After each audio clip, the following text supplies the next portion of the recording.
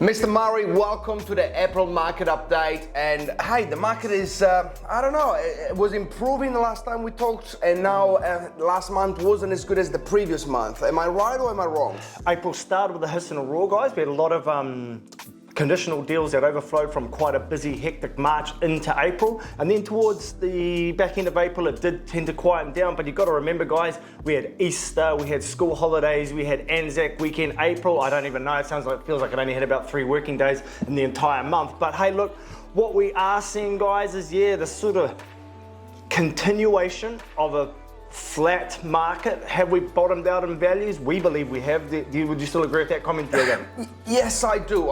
But of course, when we talked last month, we were more optimistic. Yes.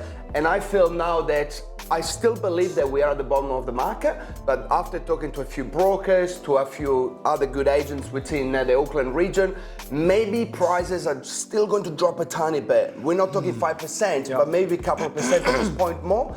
Yeah, there's a few variables to go for there. I was speaking to a guy from the bank, from Westpac Bank actually last week. So over 70% of mortgages that were signed up on those special low COVID rates are yet to come off their fixed terms, but they will be coming off between now and October this year. So we'll see, we'll see how the mortgage owners handle those adjustments from those low 2% up into 5.5%, 6.5%, 6.5%, isn't it? Not 5.5. We wish it was a 5.5. No, it is 6.5. We're close to the 7. I'm being too optimistic. You are an optimist today, Mr. Murray. What'll happen with that is the weekly overflow of cash will now be reassigned to help paying that difference in the mortgage, which then lowers down spending, which sends the economy into a recession. And I'm no economist, nor do I pretend to be. We know about real estate, but what has that got to do with real estate, Diego? Well, I'll tell you what it has.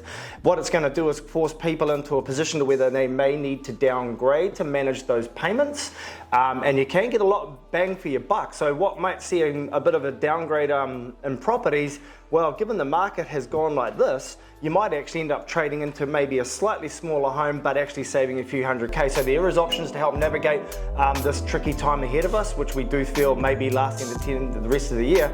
But I feel in terms of prices, maybe a little bit still more to go. But we're there or thereabouts, right? There or thereabouts, sorry to sound negative, but that's where we're at. I reckon within the next 3 months, I still believe that we are going to be, if not the bottom now, we've got 1, 2, 3 months before prices will start coming up. Interesting, you're talking about the bank, the LVR is going to be adjusting shortly.